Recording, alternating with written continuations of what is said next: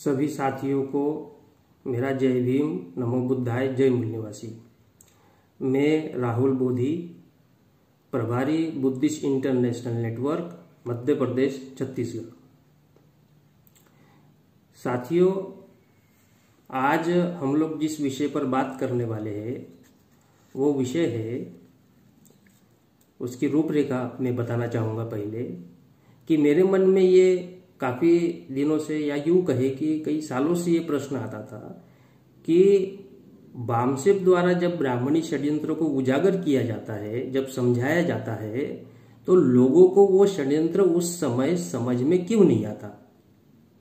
और जब कई साल चले जाते हैं, 5 साल, 10 साल, 15 साल हो जाते हैं, फिर उन्हें वामसेप के लोगों की याद आती है कि वामसेप ने ये षड्यंत्र तो पहले ही कार्यक्रम लेके समझाया था और वामसेप के कार्यकर्ताओं ने, वामसेप के नेतृत्व ने जो बात कही वो आज सही साबित हो रही है।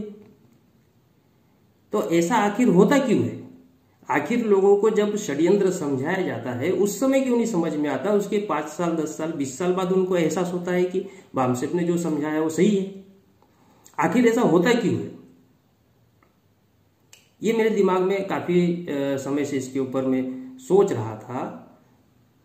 तो आज का जो टॉपिक है इससे जुड़ा हुआ है कि आखिर लोगों को ब्राह्मणों द्वारा किया गया षड्यंत्र देरी से क्यों समझ में आता है। ये हम टॉपिक मान सकते हैं, या तो हम ये मान सकते हैं कि ब्राह्मणी षड्यंत्र का मैकेनिज्म क्या है। आखिर वो षड्यंत्र करते कैसे है कि हमारे लोगों को उस समय समझ में नहीं आता, बाद में समझ में आता है। जब समय निकल जाता है तब समझ में आता है। इसे भी टॉपिक कहा जा सकता है। तीसरा टॉपिक कहा जा सकता है कि वामसेप द्वारा जब षड्यंत्र का पर्दाफाश किया जाता है उसके कुछ सालों बाद लोगों को ये बात समझ में आती है। तो आखिर ऐसा होता क्यों है? तो बेसिक रूप से हमारा आज का जो टॉपिक है वो है ब्राह्मणी षड्यंत्र का मैकेनिज्म क्या है। आखिर वो लोग षड्यंत्र करते कैसे है, इसके मैकेनिज्म को अगर हम समझ लेते हैं या मैकेनिज्म हमको समझ में आ जाता है तो हमें ब्राह्मणी षड्यंत्र समझ में आएगा। और आने वाले भविष्य में भी अगर ब्राह्मण किसी प्रकार का कोई षड्यंत्र करता है तो वो भी हमको समझने में ज्यादा कठिनाई नहीं जाएगी। तो फिर आखिर ये ब्राह्मणी षड्यंत्र का मैकेनिज्म क्या है, इसको समझने के लिए मैं एशियंट हिस्ट्री का, प्राचीन भारत के इतिहास का, प्राचीन इतिहास का एक उदाहरण देना चाहता हूं। हम लोग कहते हैं कि ब्राह्मणों ने भारत में वर्ण व्यवस्था प्रस्थापित की। हम मूल्यवासी बहुजन समाज के लोगों में वर्ण व्यवस्था को प्रस्थापित किया। लेकिन प्रश्न ये उठता है कि उन्होंने वर्ण व्यवस्था प्रस्थापित कैसे की? प्रस्थापित की वो ठीक है, लेकिन उन्होंने वर्ण व्यवस्था प्रस्थापित कैसे की? क्योंकि 100 में से 3% ब्राह्मण है और 100 में से 3 ब्राह्मण 97 लोगों को वर्ण व्यवस्था बनाकर गुलाम बनाना चाहता है। तो आखिर उन 3% ब्राह्मणों ने वर्ण व्यवस्था प्रस्थापित करने के लिए कौन सा मैकेनिज्म अपनाया? आखिर कौन सी प्रक्रिया अपनाई? आखिर उन्होंने ऐसा क्या किया कि वर्ण व्यवस्था प्रस्थापित हुई? इस मैकेनिज्म को हम समझने का प्रयास करते हैं। तो साथियों, ब्राह्मण जो है उन्होंने जब वर्ण व्यवस्था का कॉन्सेप्ट रखा तो उस समय उनके दिमाग में वर्ण व्यवस्था के आधार पर बहुजन समाज को गुलाम बनाने का षड्यंत्र दिमाग में था कि वर्ण व्यवस्था को लागू करके हम बहुजन समाज के लोगों को गुलाम बनाएंगे।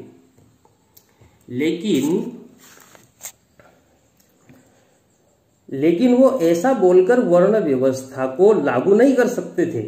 वो यह कह के वर्ण व्यवस्था लागू नहीं कर सकते थे कि हम ये वर्ण व्यवस्था का कॉन्सेप्ट आप बहुजन समाज के लोगों को गुलाम बनाने के लिए लाए हैं। ऐसा कह के तो वर्ण व्यवस्था को लागू नहीं किया जा सकता था। ये तो किसी भी साधारण व्यक्ति को समझ में आएगा कि अगर 100 में से 3 लोग हैं जो वर्ण व्यवस्था लागू करना चाहते हैं और 3 लोग सर्वोच्च बने रहना चाहते हैं, तो अगर वो 97 लोगों को ये कहे कि हम जो व्यवस्था लेकर आए हैं, हम जो वर्ण व्यवस्था की बात कर रहे हैं, वो हम आप लोगों को गुलाम बनाने के लिए लेकर आए हैं। तो 97 जो लोग हैं वो 3 लोगों के तो छोड़ने वाले हैं नहीं फिर। तो स्वाभाविक बात है कि वो ऐसा कहकर कि वर्ण व्यवस्था बनाकर हम आपको गुलाम बनाना चाहते हैं, ऐसा कहकर तो वर्ण व्यवस्था लागू नहीं कर सकते थे। तो ब्राह्मणी जो मैकेनिज्म है, उस ब्राह्मणी मैकेनिज्म में 2 बातें महत्वपूर्ण है, 2 सिद्धांत जो ब्राह्मणों ने तब से लेकर अभी तक अपना के रखा हुआ है। वो 2 सिद्धांत आज तक वो उन 2 सिद्धांतों को फॉलो कर रहे हैं।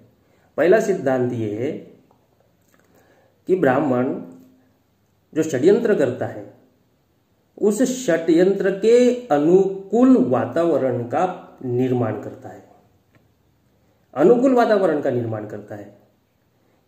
और अनुकूल वातावरण का निर्माण करने के बाद फिर षड्यंत्रों को प्रभावी तरीके से लागू करता है। एक पहला ब्राह्मणी मैकेनिज्म का एक पहला कैरेक्टर है या एक गुण है कहा जा सकता है। दूसरा गुण है कि बहुजन समाज के जो लीडरशिप है, जो नेतृत्व करने की जिनके अंदर योग्यता है या प्रभावशाली लोग हैं या उसके सक्षम ऐसे कार्य करता है, तो उन लोगों के साथ ब्राह्मण जो है अपनी बॉन्डिंग करता है, उनके साथ में अपना उठना बैठना रिलेशन बनाता है, ताकि बहुजन समाज के जो प्रभावशाली वर्ग है वो बहुजन समाज के हित का काम न करते हुए वो ब्राह्मणों के साथ में उनका जुड़ाव बना रहे। तो प्रभावशाली वर्ग को टारगेट करता है। ये 2 महत्वपूर्ण है। और भी बहुत सारे इसमें फैक्टर हो सकते हैं, लेकिन ये 2 फैक्टर महत्वपूर्ण है कि एक तो ब्राह्मण अनुकूल वातावरण का निर्माण करता है ब्राह्मणी षड्यंत्र को प्रस्थापित करने के लिए, और दूसरा वो प्रभावशाली लोगों को अपने साथ में, बहुजन समाज के प्रभावशाली लोगों के साथ में वो अपना बॉन्डिंग बनाता है, व्यवहार बनाता है, संपर्क बनाता है। तो प्राचीन इतिहास में जो वर्ण व्यवस्था लागू हुई प्राचीन भारत में, तो उस वर्ण व्यवस्था की मैकेनिज्म क्या थी? तो ब्राह्मणों को समझ में आया कि हम बहुजन समाज को गुलाम बनाना चाहते हैं, यहाँ के मूल निवासियों को, नागवंशियों को गुलाम बनाना चाहते हैं। और उनसे अगर हम कहें कि वर्ण व्यवस्था हम इसलिए लाए ताकि आपको गुलाम बनाना चाहते, तो वो वर्ण व्यवस्था को स्वीकार नहीं करेंगे। तो वर्ण व्यवस्था को प्रस्थापित करने के लिए उन्होंने पहला चरण अपनाया। उस पहले चरण में वो लोग क्या करते हैं? उस पहले चरण में वे लोग ये कहते हैं कि एक दल बनाते हैं। उस दल में मनु और सप्त ऋषि ये लोग रहते हैं। सप्त ऋषि यानी 7 ऋषि और एक मनु। तो ये मनु और सप्त ऋषि इनका एक दल होता है, और वो दल प्रत्येक 4 साल में जो लोग हैं उन लोगों के गुण और कर्म के आधार पर उनका वर्ण का निर्धारण करता है। तो जिसमें जो मनु है वो मनु क्षत्रिय और वैश्य वर्ण का निर्धारण करता है, और सप्तऋषि जो है वो ब्राह्मण वर्ण का निर्धारण करते हैं। तो मनु द्वारा क्षत्रिय और वैश्य वर्ण को सिलेक्ट कर लिया जाता है लोगों में से, और सप्तऋषि द्वारा ब्राह्मण को सिलेक्ट कर लिया जाता है, उन्हें वर्ण दे दिया जाता है। और जो बचे हुए लोग होते हैं जिनको ना ही ब्राह्मण में शामिल किया, ना वैश्य में, ना क्षत्रिय में, उनको शूद्र घोषित कर दिया जाता है। और ये जो वर्ण व्यवस्था है ये 4 साल के लिए होती है। ये ब्राह्मणों का पहला चरण था। तो हमारे लोगों को उन्होंने ये अनुमान लगाया जा सकता है कि हमारे लोगों को उन्होंने समझाया होगा कि देखो भाई, ये वर्ण व्यवस्था समाज के लिए हितकारक है, और ये वर्ण व्यवस्था हम गुण और कर्म के आधार पर हम इसको रखेंगे, ताकि आपके गुणों में प्रत्येक साल या हर बार आपके गुणों में पुनरावृत्ति हो, उसमें हमेशा डेवलपमेंट होता रहे। इसलिए अगर जो पढ़ाई लिखाई में और धार्मिक अनुष्ठान में अच्छा है तो उसको हम ब्राह्मण बनाएंगे। ये ब्राह्मण जो है कोई भी व्यक्ति बन सकता है, जिसके अंदर सैनिक का गुण है उसे हम क्षत्रिय बनाएंगे, जो मैनेजमेंट में और हिसाब किताब में अच्छा उसको वैश्य बनाएंगे, और जो कारीगर रहेंगे उनको हम शूद्र बनाएंगे। ब्राह्मणों ने जरूर हमारे लोगों को ऐसा समझाया होगा। जब ऐसा समझाया तो हमारे लोगों को लगा ये बात तो अच्छी है, क्योंकि गुणों के आधार पर अगर एक वर्ग बनता है या गुणों के आधार पर हमारा सिलेक्शन होता है तो उस वही काम, एक ही काम करते करते करते हमारे गुणों में तो और इजाफा होगा, हमारे गुणों में तो और विकास होगा, इसलिए ये तो अच्छी बात है। तो ब्राह्मणों ने क्या किया, उन्होंने वर्ण व्यवस्था जो माना कि 4 साल के लिए उन्होंने किया था, पहला जो स्टेप था उनका वाला, पहला जो चरण था वो 4 साल के लिए था कि 4 साल तक वो वर्ण जो दिया गया वो 4 साल तक रहेगा और 4 साल बाद में फिर वर्णों का पुनर्निर्धारण होगा। तो ये जो वर्णों का पुनर्निर्धारण होगा इसमें यह हो सकता है कि जिसको पहले ब्राह्मण बनाया गया हो शूद्र बन सकता है, जिसको पहले शूद्र बनाया गया हो क्षत्रिय बन सकता है, जो क्षत्रिय था वो वैश्य बन सकता है, जो वैश्य था वो ब्राह्मण बन सकता है। ये होता था। तो पहले चरण में उन्होंने ये सुविधा रखी कि अगर आपने अपने गुणों का विस्तार किया या अपने गुणों में बदलाव किया तो आपका वर्ण भी बदल देंगे और हर 4 साल में आपको वर्ण दिया जाएगा। तो ये जो वर्ण देने का जो पहला जो चरण था, ये चरण बहुत ही उन्होंने फ्लेक्सिबल रखा। फ्लेक्सिबिलिटी इसलिए रखी ताकि जो आम जनता है, जो आम लोग है, इनका समर्थन हासिल हो। समर्थन हासिल होने से वर्ण व्यवस्था के समर्थन में अनुकूल वातावरण का निर्माण होगा। लोग कहेंगे वर्ण व्यवस्था तो अच्छी है क्योंकि गुणों के आधार पर और कर्म के आधार पर ब्राह्मण और क्षत्रिय और वैश्य में शूद्र में उनको शामिल किया जाता है और फिर जिस वर्ण में रहता है वो अपने गुणों का विकास निरंतर करते रहता है। तो लोगों को तो ये अच्छा लगा होगा, तो लोगों ने इसको मान्यता दी। तो इसकी खास बात क्या थी, ये पहला जो चरण हुआ इसकी खास बात क्या थी कि ये वर्ण का जो निर्धारण है ये ग्रुप द्वारा होता था और उस ग्रुप का नाम था मनु और सप्तऋषि। दूसरा, ये जो वर्ण का निर्धारण होता था वो वर्ण का निर्धारण एक निश्चित अवधि यानी 4 साल के लिए होता था और इस 4 साल को युग कहते थे।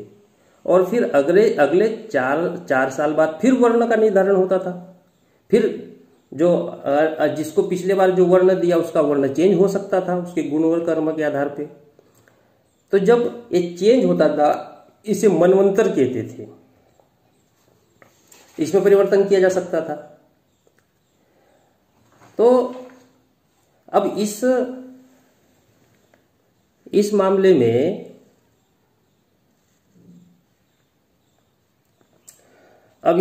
में ये जो पहला चरण था, इस पहले चरण से अगर जो मैंने प्रक्रिया बताई जो उन्होंने रखी थी ब्राह्मणों ने 4 साल वाली, तो इस पहले चरण से ब्राह्मणों को कोई विशेष लाभ नहीं था।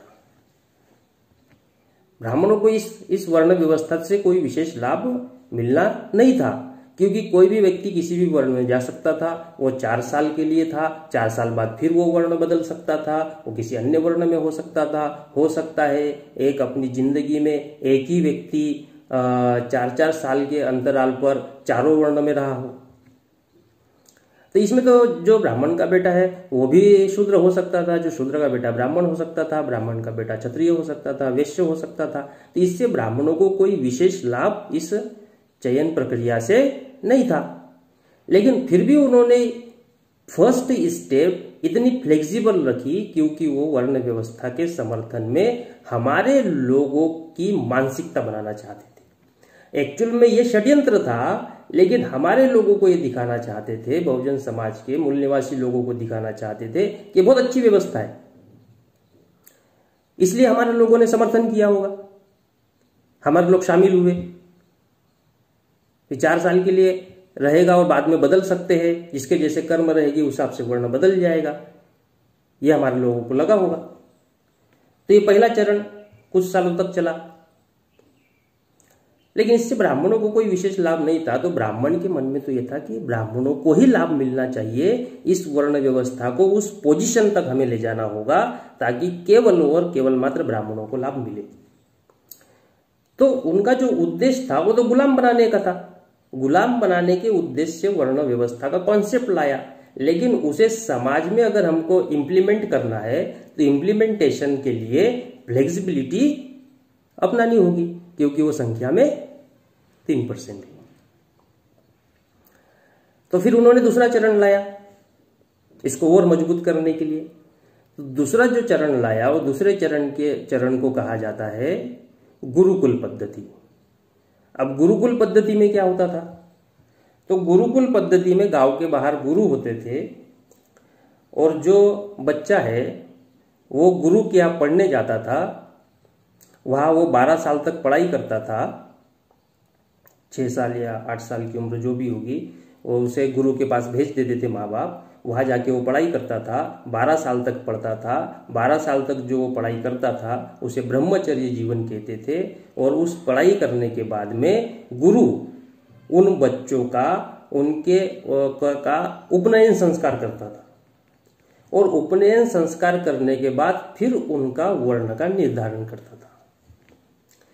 तो इस दूसरी पद्धति में क्या था कि गुरु वर्ण का निर्धारण करता था, और गुरु द्वारा एक बार जो वर्ण निर्धारित कर दिया गया व्यक्ति का, उसे फिर जीवन पर्यंत उसी वर्ण में रहना पड़ता था। दूसरी पद्धति लाई उन्होंने, गुरुकुल पद्धति। तो गुरुकुल पद्धति में पहले चरण की जो पद्धति थी वो मात्र 4 साल के लिए थी, और बार बार वर्ण का फेरबदल होते रहता था। तो इसको उन्होंने और ज्यादा वर्ण व्यवस्था को मजबूत करने के लिए ब्राह्मणों ने गुरुकुल पद्धति लाई। गुरुकुल पद्धति में गुरु एक बार जिस वर्ण का निर्धारण कर दे, व्यक्ति को जिंदगी भर उस वर्ण में रहना पड़ता था। तो इस गुरुकुल पद्धति की क्या खासियत थी कि गुरुकुल पद्धति में एक विद्यालय होता था और इसका सारा भार गुरु पे होता था। सभी बच्चे इस गुरुकुल में शिक्षा प्राप्त करते थे, और इस शिक्षा की अवधि 12 साल होती थी। जब तक कोई बालक गुरुकुल में रहता था वो ब्रह्मचारी कहलाता था, और शिक्षा की अवधि समाप्त होने पर उपनयन संस्कार होता था। इस समारोह में गुरु बच्चों का वर्ण निर्धारण करते थे। इसके बाद बच्चों को अपने वर्ण के अनुसार कार्य करने के लिए वापस भेज दिया जाता था अपने घर, और वह बालक जीवन पर्यंत उसी वर्ण में रहता था। यह गुरुकुल पद्धति थी। तो इस गुरुकुल पद्धति की खासियत क्या थी? इसी की खासियत यह थी कि वर्ण का निर्धारण गुरु द्वारा किया जाता था। दूसरा, वर्ण का निर्धारण करने के पहले प्रशिक्षण दिया जाता था। तीसरा, वर्ण का निर्धारण उसके गुण और कर्म के आधार पर किया जाता था। और चौथा, कि एक बार गुरु ने जो वर्ण दे दिया वो जीवन पर्यंत चलता था। ये इस गुरुकुल पद्धति की खासियत थी। तो अगर ब्राह्मणों की दृष्टि से देखें तो जो पहला चरण जो वर्ण व्यवस्था का था, उससे ज्यादा मजबूत चरण गुरुकुल पद्धति थी, क्योंकि इसमें व्यक्ति को एक बार वर्ण दे दिया गया तो जीवन भर वो उसी वर्ण में रहता था। तो 4 साल में बार बार वर्ण बदलने का झंझट नहीं था। तो लेकिन इसमें कमियां थी, इसमें भी कमी थी कि माना कि जीवन भर के लिए गुरु ने एक बार वर्ण दे दिया तो जीवन भर तक उसी वर्ण में रहेगा। लेकिन कमी ये थी कि इसमें ब्राह्मणों को ये डर रहता था कि जब गुरु के यहाँ बच्चों को पढ़ने के लिए भेजा जाए तो ऐसा न हो कि गुरु जो है ब्राह्मणों के बच्चों को शूद्र वर्ण में डाल दे, तो फिर उस ब्राह्मण के बच्चों को जीवन भर शूद्र ही बने रहना पड़ता था। ये ब्राह्मणों की समस्या थी। तो ब्राह्मण तो नहीं चाहेगा कि उनका बेटा शूद्र बना रहे। लेकिन गुरुकुल पद्धति इसलिए लाई क्योंकि ये पहले चरण से मजबूत पद्धति देनी थी, लेकिन इतनी ज्यादा भी कठोर पद्धति नहीं देनी थी कि ये समाज जो है मूल्यवासी बहुजन समाज ब्राह्मणों के अगेंस्ट खड़ा हो जाए। इतनी ज्यादा कठोर पद्धति नहीं देनी थी, क्योंकि अनुकूल वातावरण जो मैंने बताया कि पहला फैक्टर है ब्राह्मणी षड्यंत्र का, अनुकूल वातावरण निर्माण करना। अनुकूल वातावरण निर्माण करने के लिए फ्लेक्सिबिलिटी को वो लोग अपनाते हैं, उसमें कुछ रियायत करते हैं ताकि समर्थन मिले। समर्थन मिलने के बाद फिर उसे कठोर कठोर कठोर कठोर कठोर बनाने का काम करते हैं। तो वर्ण व्यवस्था का पहला चरण आप देखेंगे तो वो दूसरे चरण की अपेक्षा ज्यादा फ्लेक्सिबल है। तो दूसरे चरण में ये कमी थी कि गुरु के हाथ में था किसको ब्राह्मण बनाया जाए, किसको क्षत्रिय बनाया जाए, किसे वैश्य बनाया जाए, किसे शूद्र बनाया जाए, ये गुरु के हाथ में था। और गुरु जिसका निर्धारण करेगा वो जीवन भर उस वर्ण में रहना पड़ता था। तो ब्राह्मणों को ये बात तो हजम नहीं होने वाली थी कि मान लो गुरु ने किसी ब्राह्मण की लड़की को शूद्र बना दिया तो जीवन भर उसे शूद्र बने रहना पड़ेगा। ये ब्राह्मणों को ये बात नहीं जमी होगी, लेकिन गुरुकुल पद्धति को उन्होंने लोगों का समर्थन के लिए चलाया। और अंततः जब ब्राह्मणों को पूर्णतः अनुकूल मौका मिल गया, जब पुष्यमित्र शुंग नाम के ब्राह्मण ने बृहद्रथ बुद्धिस्ट राजा की हत्या की और हत्या करने पर बौद्धों के विरोध में हिंसा की गई, पूरे भारत में बड़े पैमाने पर हिंसा की गई और पुष्यमित्र शुंग के पास में सत्ता आई, सत्ता आने पर उनको पावर मिला और उसका उपयोग फिर उन्होंने कठोरता से वर्ण व्यवस्था को लागू करने में किया। तो तीसरे चरण में उन्होंने क्या किया? तीसरे चरण में जो मनुस्मृति लिखी, उस मनुस्मृति के अनुसार उसमें जो नियम कायदे कानून बनाए, तो तीसरे चरण में ब्राह्मणों ने गुरुकुल पद्धति को उल्टा कर दिया। उल्टा कैसे किया? गुरुकुल पद्धति में बच्चों को गुरु के पास भेजना पड़ता था, गुरु उन्हें प्रशिक्षण देता था, प्रशिक्षण देने के बाद उपनयन संस्कार करता था, फिर उन्हें वर्ण दिया जाता था। मनु ने क्या किया?